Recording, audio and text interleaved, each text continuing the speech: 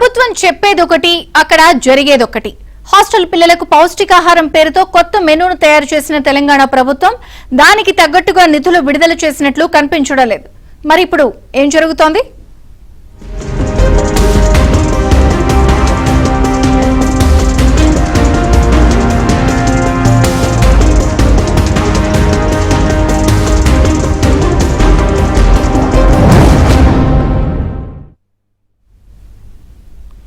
తెలంగాణ ప్రభుత్వం అట్టహాసంగా ప్రకటించిన కామన్ మెనూ అమలు కావడం లేదు.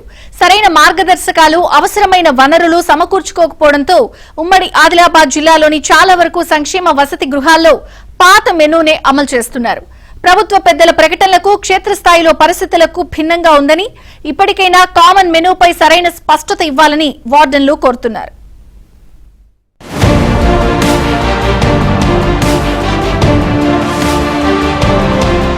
తెలంగాణలోని సంక్షేమ వసతి గృహాల విద్యార్థులకు పోషకాలతో కూడిన నాణ్యమైన ఆహారాన్ని అందించాలని రాష్ట్ర ప్రభుత్వం భావించింది. అందుకోసం ఇటీవల నూతన మెనూను ప్రకటించింది. అన్ని ప్రభుత్వ హాస్టళ్లలో ప్రతిరోజు ఒకే మెనూ అమలు చేయాలని ఆదేశాలు జారీ చేసింది.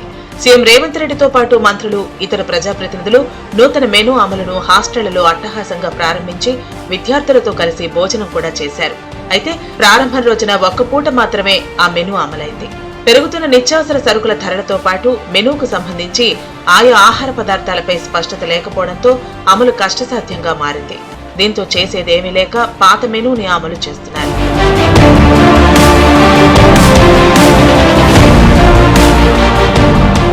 నూతన మెనూ అమలు చేయాలంటే ముందుగా ఆహార పదార్థాల ధరలు, ఒక్కో విద్యార్థికి ప్రతిరోజు ఆహారంలో అందించాల్సిన కూరలు, వాటి పరిమాణాన్ని, ఖర్చుల వివరాలు ప్రకటించాలి. అప్పుడే విద్యార్థుల సంఖ్యను బట్టి నూతన మెనూ అమలు చేయడం సాధ్యమవుతుంది. అలాగే ప్రస్తుతం గురుకులాల్లో ఇచ్చిన విధంగా గ్యాస్తో సహా అన్ని వస్తువులు కూడా ఇతర సంక్షేమ వసతి గృహాలు, ఆశ్రమ పాఠశాలలకు సరఫరా చేయాల్సి ఉంది. గత బీఆర్ఎస్ ప్రభుత్వం రాష్ట్ర వ్యాప్తంగా గురుకులాలు పెంచి ఛార్జీలు పెంచకపోవడంతో విద్యార్థులు అవస్థలు పడ్డారు. కాంగ్రెస్ ప్రభుత్వం విద్యార్థుల శ్రేయస్సు దృష్ట్యా 40% ఛార్జీలను పెంచింది. ఆ ఛార్జీలను అమల్లోకి కూడా తీసుకొచ్చారు. 3 నుంచి 7వ తరగతి చదివే విద్యార్థులకు ఇప్పటి వరకు నెలకు 950 ఇస్తుండగా ప్రస్తుతం 1330కి పెంచారు. 8 నుంచి 10వ తరగతి చదివే విద్యార్థులకు 1100 రూపాయల నుంచి 1540కు పెంచారు. ఇంటర్ నుంచి పీజీ విద్యార్థులకు 1500 నుంచి 2100కు పెంచారు. పెరిగిన మెస్ ఛార్జీలకు అనుగుణంగా న్యూ కామన్ డైట్ మెనూను రూపొందించినట్టు ప్రకటించింది. కానీ ఎలా అమలు చేయాలో మార్గదర్శకాలు మాత్రం ఇవ్వలేదంటున్నారు. కొత్త మెనూ పైన మాకు సరైనటువంటి ఆదేశాలు ఇంకా పూర్తిగా రాలేదు. ఆ వస్తువులు కూడా మాకు అందలేదు. ఈ మటన్ అనేది చాలా కాస్ట్లీ, విలువైనటువంటిది. దానికి మరి రేట్లు కూడా చాలా ఎక్కువ ఉంటాయి. సో దాన్ని ఖచ్చితంగా వాళ్ళు ఇచ్చినటువంటి ఇంప్లిమెంటేషన్ పైన వాళ్ళు మాకు ఖచ్చితంగా చేయాలనిపించినప్పుడు, దానికి సంబంధించినటువంటి ఈ ఆదేశాలు వచ్చినప్పుడు మేము ఖచ్చితంగా దాన్ని ఫాలో అవుతామండి. అన్ని సరుకులు మాకు ఇచ్చినప్పుడు దాన్ని ఖచ్చితంగా ఫాలో అవుతాం. ప్రస్తుతం అయితే మాకు దానిపైన ఎట్లాంటి రాలేదు. ఖచ్చితంగా ఫ్యూచర్లో లేదా రాగడం ఫాలో అవుతామండి. అదే ఇక ఉన్నదైతే వాళ్ళు పంపుతామన్నారు, పంపలేదు. ఉన్నదే పెడతాము. ఒకటైతే కొని పెట్టి తెచ్చి పెడతాను. పూరి, ఇంకా చికెను, ఇంకా మెనూ వస్తే అన్ని ఏదత్తే అది మెనూలు ఉన్నది అన్ని పంపితే అన్ని పెడతాము అని ఈ వార్డన్లందరూ అప్లికేషన్ పెట్టుకున్నారంట. వార్డన్ సార్లు అది వచ్చినప్పుడు మా చేసుడు బాధ్యత.